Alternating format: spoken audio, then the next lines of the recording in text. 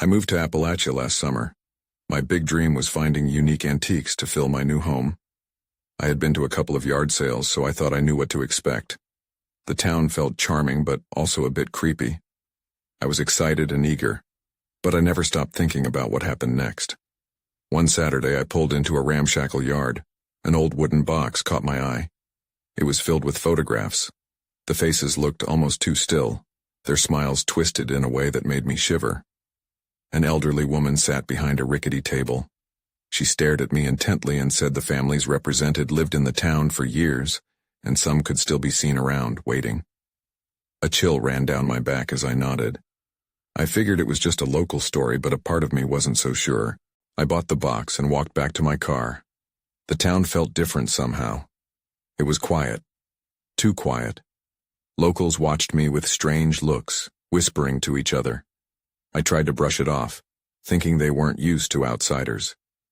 But as days passed, I noticed things shifting in my new home. Items I bought would move during the night. My heart raced. I felt cold and couldn't explain why. I thought I must be imagining it. One night I looked at the photographs again. The faces seemed to follow me, their frozen smiles now unsettling. I squinted. It felt like one of the girls shifted. A flicker, maybe. I scolded myself for being paranoid but couldn't shake the feeling. Days later, I went to another yard sale. An old man approached me. He spoke in a low voice, warning that some items were cursed. My stomach dropped. He pointed at dusty trinkets, saying touching them could wake something. I slipped away, feeling shaky. Could the photographs be cursed too? That night I lay in bed, unease gnawing at me. I glanced at the photographs on the wall. They stared back. My heart pounded as I thought about the old woman's words and the warnings I heard. What if there was truth to it? Late that night I heard a noise. It was soft, maybe a whisper. I glanced at the photos. They seemed different now. The girls wore bigger smiles. I stumbled back, my heart racing. I asked myself, what if they're still here? I turned my head, and a chill ran down my spine. I felt a presence behind me. I wasn't alone. I turned quickly, and the air felt thick. Fear buried itself in my gut. I scanned the room, but nothing was there. I felt cold and scared, my heart racing. What did I really bring home that day? The question haunted me. The faces in the photographs looked more alive than ever, and I was left wondering what I had awakened in that small, crooked town. The next morning, the sun poured in through my window like a warm blanket, but it did little to ease my anxiety. I couldn't shake the feeling that something was very wrong. I got up and decided to take a walk around town. Maybe some fresh air would help clear my mind. As I strolled along the main street, I tried to act normal, but the locals' eyes felt heavy on my back. I could sense their whispers again. This time, they sounded more like warnings than gossip. I approached a small cafe, hoping to grab a coffee, but the barista treated me like I was an unwanted guest. I left, feeling even more out of place. Later in the afternoon, I found myself drawn to the old town library. It was a Gothic building, covered in vines. A library might hold the history I needed. I needed answers. As I entered, the musty smell of old books engulfed me. I walked to the history section and began flipping through the pages, looking for something. Anything that might explain my strange experiences. After skimming through records, I found a dusty book that chronicled the town's founding families. I flipped through it, my fingers trembling. That's when I saw it. A photograph tucked between pages. It was one of the girls from my box. She looked so sweet, with dark hair and bright eyes. But there was a sadness in her, like she sought something she could not grasp. I felt a rush of adrenaline. I took the book to a table and examined the other names documented. One family stood out, the Lanes. Their picture was dated around the early 1900s. I squinted at the name, almost half expecting to see a resemblance to the girl I'd seen. The surname rang a bell. Then I remembered something. When I had bought the photographs, the old woman specifically mentioned the Lanes. I dug deeper into the information and felt my heart race. The Lanes had vanished mysteriously. Their last known whereabouts were in the very town I now called home. I suddenly remembered something else. The warning from the old man about items drawing the past close. The photographs seemed cursed after all. Just as the reality hit me, the library door creaked open. I turned to see a shadowy figure enter. My breath caught. The figure was tall and draped in darkness. They didn't step fully into the light, but their eyes glinted with an intensity that filled the room. With every step, my instincts screamed at me to run, but my feet were frozen. "Looking for more than just pictures?" the figure asked quietly. A low, eerie tone that sent a shiver down my spine. Before I could respond, they stepped closer, revealing a face that was both familiar and haunting. It was one of the girls from the photographs. I stumbled backward, knocking over my chair. Adrenaline shot through me as panic surged. "What did you bring home?" she asked, a faint smile dancing on her lips. I blinked hard, trying to process this new reality. She felt alive, yet trapped, a part of her still echoing through time. And she wanted something. Then everything went dark. The lights flickered and my heart plunged into my stomach. The weight of fear crashed over me again. What had I awakened? I took a deep breath, trying to steady myself against the mounting dread. I couldn't run. I had to confront whatever this was, but I wasn't prepared for the answers I might find. I blinked in the darkness, struggling to gather my thoughts. The silence that followed felt thick, almost suffocating. I could no longer see the girl, but I could feel her presence hanging in the air, heavy with expectation. Suddenly the lights flickered back on and I found myself alone in the library. The chairs were righted. The haunting figure was gone, leaving nothing but an unsettling echo of her voice in my head. "What did you bring home?" I felt dizzy. I needed to leave. I rushed toward the exit, but as I did, I spotted something glinting in the corner of my eye. It was a small object on the floor, just an arm's reach away. Hesitant, I knelt down to pick it up. It was an old locket, tarnished with age. Like a magnet, it pulled me in and my fingers brushed the cool metal. There was a clasp and I felt an overwhelming compulsion to open it. With trembling hands, I unfurled it. Inside were two small portraits, one of a girl with dark hair and bright eyes, the same girl I had just seen.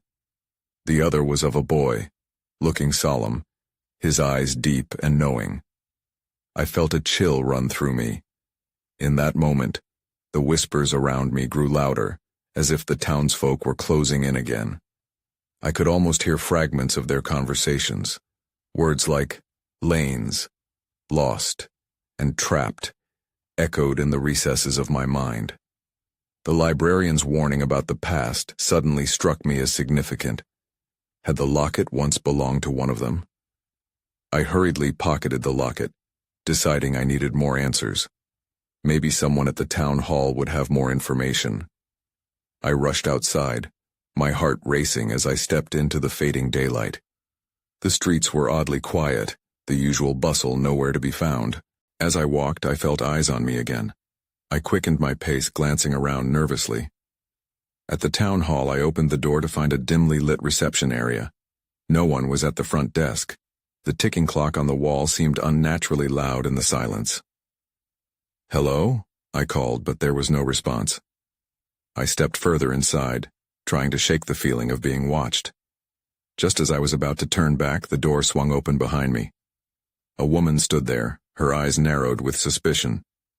"You shouldn't be here," she said, her voice sharp. The air felt charged, and I suddenly understood that the town held its secrets tightly, fiercely. "Please," I stammered, panic rising again. "I need to know about the Lanes. I found something." Her expression shifted, recognizing the urgency in my voice. "You found something?" she asked, stepping closer. "The Lanes are not a subject of curiosity. They are a warning." Just when I thought I was getting somewhere, a low rumble echoed outside. A storm was brewing. I felt the temperature drop as shadows began to swirl around me. The ground trembled slightly, as if awakening the forgotten colossus of the past. "Get out while you can," she warned harshly. Then her eyes flicked to something behind me. I turned. feeling my stomach drop. The girl from the photographs reappeared, a faint smile creeping across her lips, but this time her expression held something darker. I realized then that she had never truly left. "What did you bring home?" she repeated, her voice almost a whisper. As the walls started to close in, I knew I had to make a choice. Run, or face whatever nightmare loomed behind me.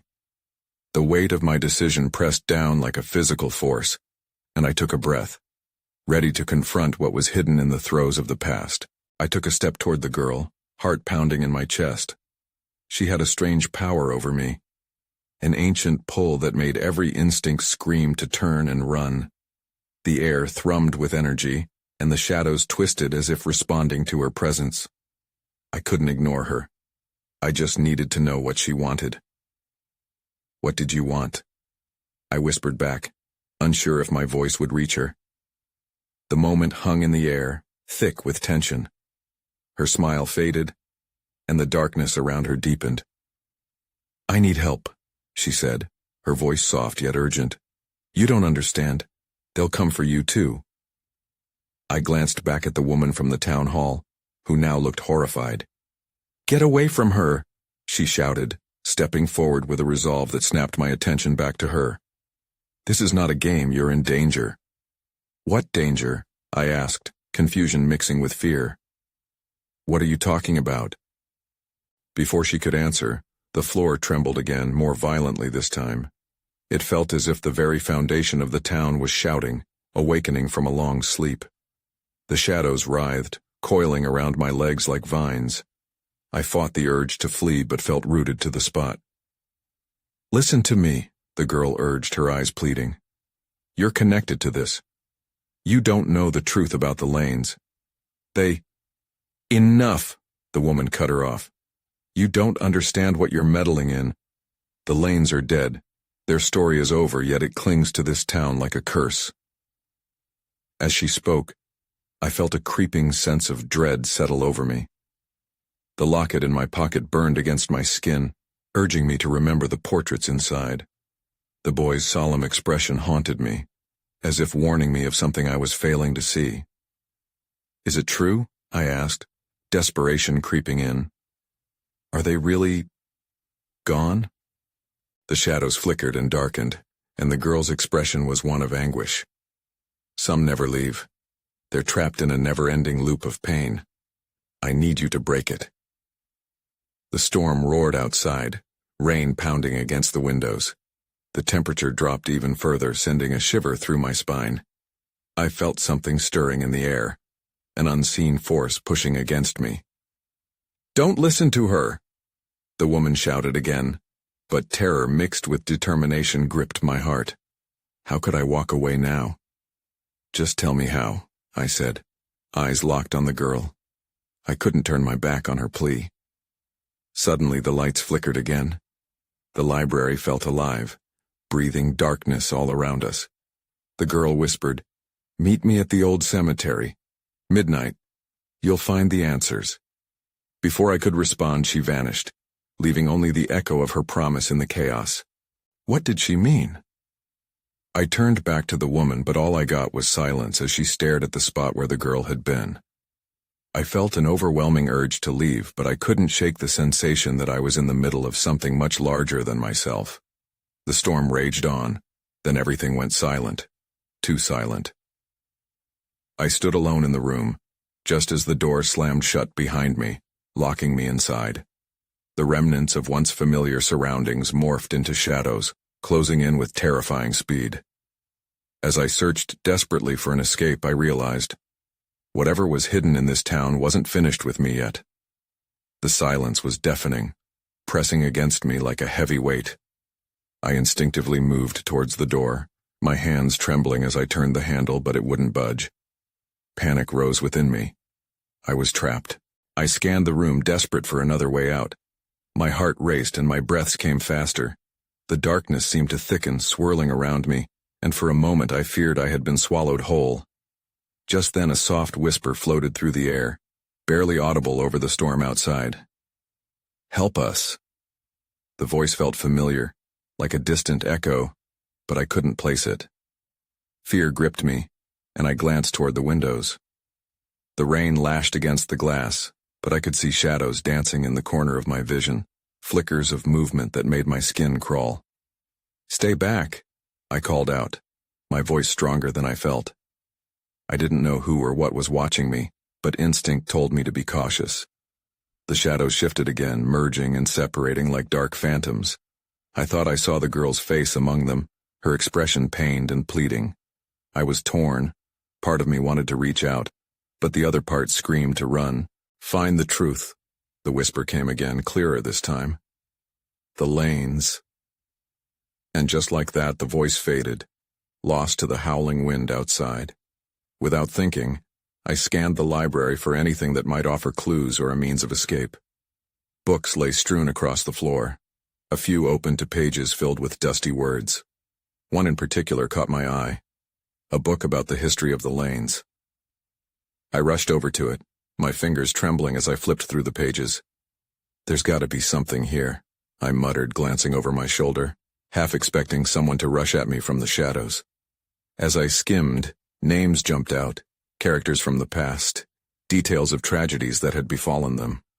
The lanes weren't merely the subjects of a ghost story. They were real, tangled up in the town's history and its very fabric. Suddenly I felt it again, the overwhelming sensation of eyes upon me. I froze, sensing the shadows were growing more conscious of my movements. "What do you want?" I blurted, my voice echoing in the stillness. No answer came, but the temperature dropped even lower, and I could see my breath forming small clouds in front of me. My pulse quickened further.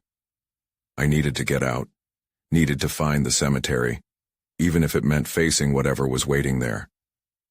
Just then, something caught my eye in the distance, a door hidden beneath a collapsed bookshelf. It loomed like an invitation into the unknown, promising escape or doom. With a deep breath, I made my decision. I charged toward the door, casting one last glance at the book. I'd have to return for it later. At least I might uncover the truth about the lanes if I survived this night. After pushing the shelf aside with all my strength, I grasped the door handle. My heart still thundered in my chest as I twisted it. It creaked open, and a rush of cool air met me, whirling with the scent of damp earth and something else. Something old. Before stepping through, I took one last glance back at the library, the weight of secrets pressing heavily on my shoulders. Whatever was hidden here wasn't finished yet.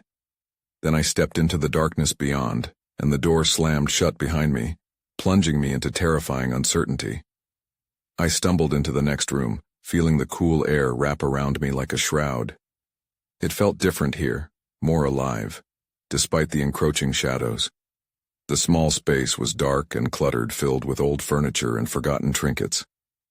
I stepped cautiously, the floor creaking beneath my weight. With my heart racing, I scanned the room. The flickering light from an oil lamp set on a rusty table flickered, then steadied, casting an eerie glow over everything. Just then, I noticed the walls lined with faded photographs. They were black and white, capturing moments from a long-gone era, faces staring at me like sentinels frozen in time. As I moved closer, I saw familiar features among unfamiliar ones. The girl from the shadows, there she was, framed in an ornate gold border. Her expression was intensely serious, eyes full of sorrow and perhaps something else. I felt drawn to her, yet a chill raced down my spine. I reached out to touch the frame, but the moment my fingers brushed against it, the lamp flickered violently, casting strange shadows across the room. I yanked my hand away, heart pounding. It wasn't just my imagination. The atmosphere thickened with an unshakable dread. "Why am I here?" I whispered, but the room offered no answers, just echoes of silent pleas from the past. I turned my attention back to the photographs, searching for some clue that would unravel this mystery. Suddenly, my gaze fell on a faded plaque beneath the photograph of the girl. "Elena Lane, lost to the forest," it read. The words ignited a spark of recognition. The lanes were not just history. They had been a part of the town's very fabric. "Lost to the forest," I murmured. What could that mean? I was still processing when a loud bang echoed from somewhere deeper within the darkness. It was unexpected, and I almost lost my footing. My instincts kicked in. I had to get a grip and find out what that noise was. Before I could talk myself out of it, I moved toward the source, a narrow passageway on the far side of the room. Each step felt like a risk, the shadows coiling tighter around me. The sound rumbled again, more insistent this time, pulling me closer. Then everything went dark. The oil lamp extinguished, plunging me into total blackness. Panic surged within me. I could barely see my hand in front of my face. "Hello?" I called, my voice quivering. "Is anyone there?" Silence swallowed my question, and I stood frozen, listening for any sign of movement. And that's when I heard it again, a low whisper, just barely distinguishable, cutting through the stillness. "Help us. Find the truth." My heart stopped. Was it the same voice that had called to me in the library? My resolve strengthened. I needed to decipher this, to understand what was happening. As I reached out, struggling to find my bearings, I stumbled across an object on the floor. Cold and smooth, it felt like glass. I picked it up, rolling it between my fingers as the whispering intensified. "Help us." I froze, caught between fear and a fierce need for answers. Whoever or whatever was here wanted something from me, and I was determined to find out what, but I could already feel that something was watching. I needed to move. Suddenly the passageway behind me burst with light, and I squinted against the brightness. It emerged from the very shadows I had thought I escaped. A dark figure loomed tall, blocking my way. I gasped, instinct screaming for me to flee, but now there was no turning back. The figure shifted slightly and I caught a glimpse of its face. It was shrouded in shadow, but I could see eyes, piercing, almost glowing. My breath hitched. Panic surged. I had to get out, but every instinct told me to stand my ground. This was not just any figure. It felt as if it was connected to everything pulling me into this mystery. "Who are you?" I managed to stammer, my voice barely a whisper. The figure remained still, observing me. The air felt charged, electric. I was paralyzed, unsure whether to take a step back or to try to make sense of the presence before me. Then, without warning, the figure extended a hand. I wanted to run, but curiosity held me in place. Beneath its shadowy silhouette, I caught sight of what it was offering, a small, weathered pendant that glimmered faintly in the light. It was the same glass-like object I had found on the floor, but this one had words etched into its surface. "Take it." The voice was barely audible, a breeze of sound cutting through the thick silence. "Together, we can reveal the truth." It wasn't an order. It felt more like an invitation. Doubt flickered in my mind. What truth? What did it want me to see? I weighed the decision heavily. This could be a trap, but the need to understand, to uncover the mystery of Elena, pushed me forward. I slowly reached out, gripping the pendant. As soon as my fingers closed around it, the world around me changed. The darkness began to lift, the passageway brightening until scenes flashed before my eyes. Images of Elena, laughing with friends, wandering into the woods, a look of despair creeping across her face. A chill washed over me as I saw why she was lost. The forest wasn't just trees and shadows. It was alive, encompassing, as if it was a creature. The whispers escalated, now a chorus of voices, pleas, warnings, and fears. Save her. Save us. They echoed inside my mind. I stumbled back against the wall, overwhelmed by the rush of sensations, memories that felt too heavy to bear. "What are you?" I gasped, confronting the figure, but it merely stood silent, the pendant still gleaming in my palm. In an instant, the visions ceased. The room fell back into darkness, the figure vanished, leaving only an emptiness that echoed my racing heartbeat. I was left clutching the pendant tightly, its surface warm against my skin. I realized that I had one choice: find the truth behind the whispers, behind the girl in the photograph. With newfound determination, I took a step back through the doorway, prepared to delve deeper into whatever lay ahead. But just as I turned, I heard another sound. The unmistakable crunch of footsteps approached the narrow passageway. Someone, or something, was coming for me. Panic surged again, stronger now. I had to hide, to conceal myself before it could see me. I pressed against the wall, breathing shallowly. I had to be quiet. Whatever it was close. Would it be another shadow lurking in the dark, or something worse? The light was growing, and with it, an urgency that thumped relentlessly in my chest. I could feel my heart racing as seconds ticked away. A figure emerged from the light, and there was no mistaking it now. It was living history, and I was about to face something I couldn't even begin to comprehend. The figure stepped forward, revealing itself in the light. It was a woman older than me, but with a familiar face. My heart skipped. It was Elena's mother, and she looked as out of place in the hidden passage as I felt. Her eyes darted around the space, searching, and then she locked eyes with me. "Who are you?" she demanded, her voice sharp. There was no warmth, only a defensive edge. Panic shot through me. Did she recognize me from the photos? I couldn't maintain my silence any longer. I'm looking for Elena. I saw her in a picture." My voice trembled. There was no turning back now. Elena's mother frowned, confusion washing over her features. "You shouldn't be here," she said urgently, glancing over her shoulder as though expecting someone or something to come drifting in behind her. "What do you mean?" I pressed, clutching the pendant tightly in my palm. The words etched into its surface felt like they were pulsing, urging me to dig deeper. She hesitated, evaluating me, and then exhaled sharply. "This place, it's dangerous. The woods, they don't let go of what they take. You need to leave before it's too late." "But I can help," I blurted out. "I can help find her. I saw things that—" "Stop!" She raised a hand, cutting me off.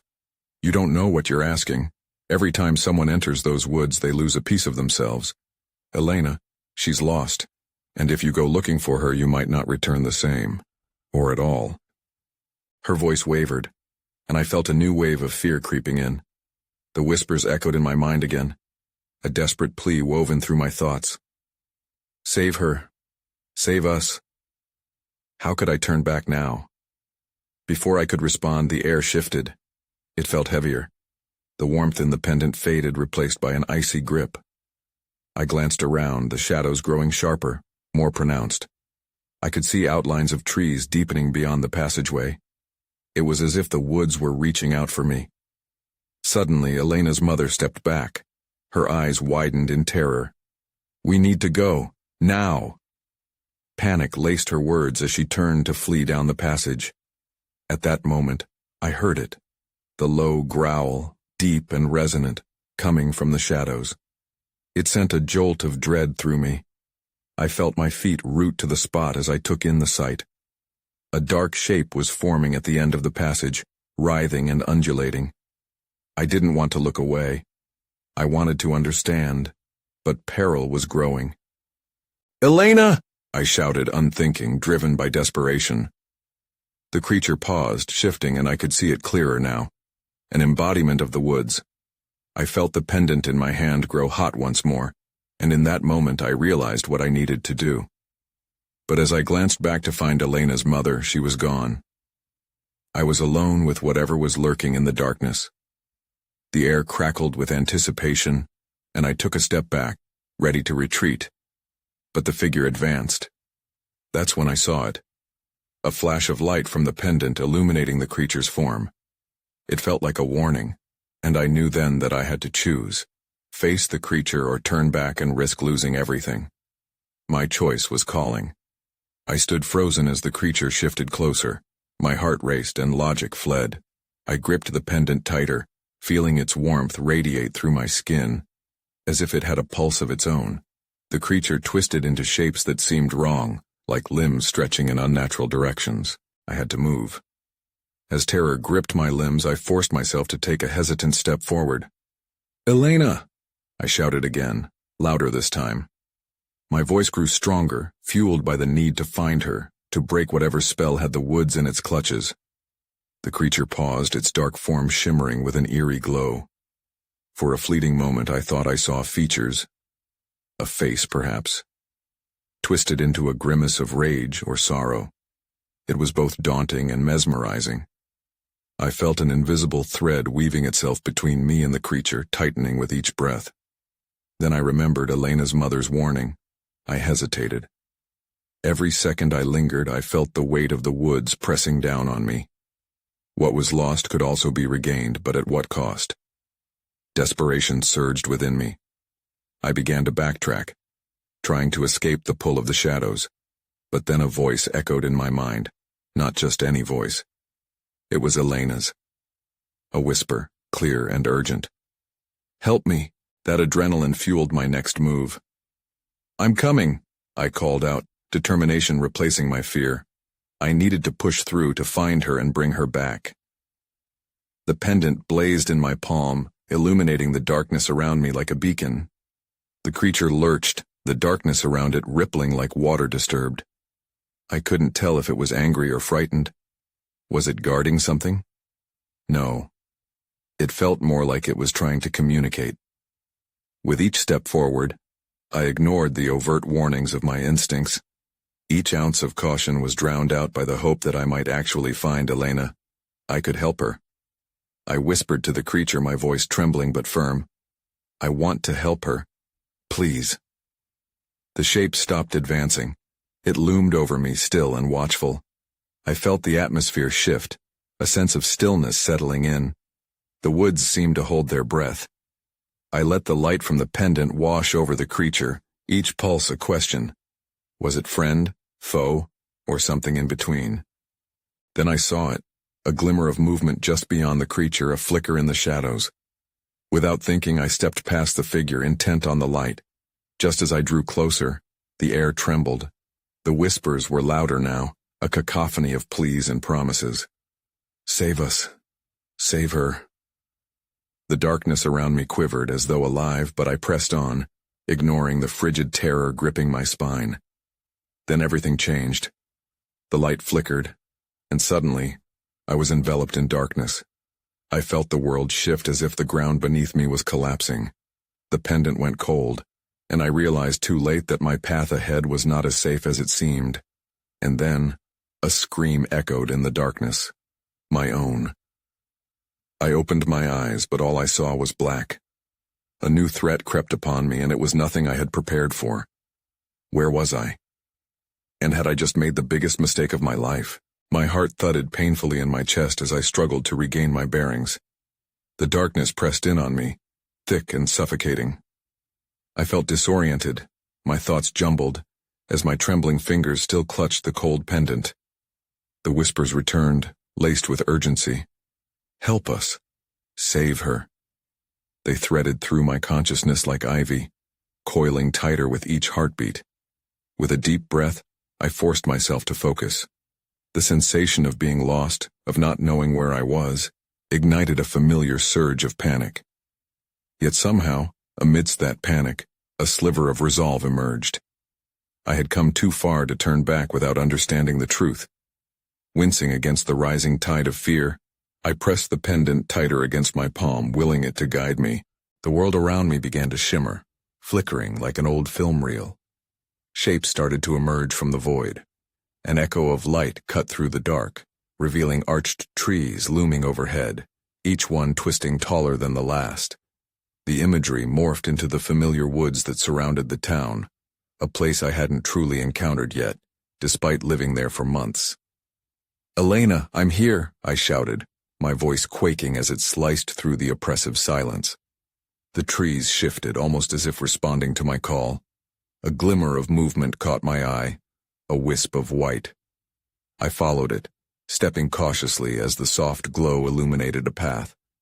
As I advanced, I felt the air hum with energy, vibrating with desperation. I wasn't alone anymore. The whispers took on tone and shape. They filled my ears, swirling around me with a cacophony of pleas. "We cannot rest. Help us find peace." The desperation hung heavy in the air, binding the lost souls who roamed these woods. Suddenly the world lurched again. Cold fingers of shadow reached out from the trees, grasping at my limbs and tugging me back. I fought against the encroaching darkness, determined to hold my ground. "No!" I shouted against the chaos, feeling the energy of the pendant pulse like a heartbeat in my hand. Then, just ahead, I spotted her. Elena was there, her dark hair shimmering like moonlight, her eyes alight with a mixture of hope and fear. "You came," she exclaimed, her smile a fragile beacon in the chaos. I rushed forward. "I'm here to bring you back. You don't have to be trapped." "No," she replied, her voice steady yet tinged with pain. "It's more complex than that.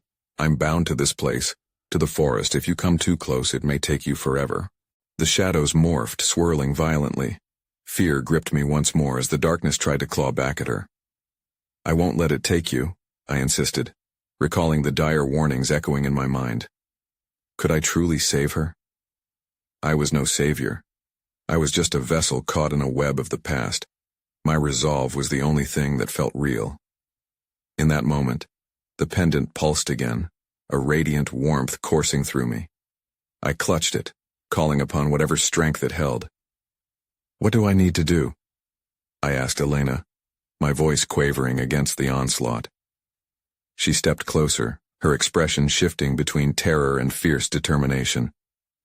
"You must face the woods. The truth is buried within. You have to show them the light." Her voice rang with urgency, blending seamlessly with the chorus of the lost. Suddenly the shadows intensified, alive and swirling around us. Gritting my teeth, I raised the pendant high. It glimmered brilliantly, cutting through the darkness. The shadows recoiled, and within their depths, I saw faces, what I assumed were souls trapped for eternity. "Let them go," I cried, my voice echoing through the chaos. "They deserve to be free." In response, the air cracked and rumbled. The tendrils of darkness writhed back, a tangible wave of emotion cascading through the woods as sorrowful whispers intensified, demanding release, demanding peace. It felt as though the forest was alive, thundering with power, testing my resolve. The ground trembled beneath my feet.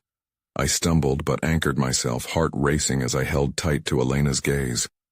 "Together," I shouted, and she nodded, stepping forward into the faint light. "Show them," she urged, and suddenly colors burst forth from the pendant, illuminating the forest like a sunrise. The ethereal energy surged, and I felt it envelop us both, a tide of light pushing against the shadows.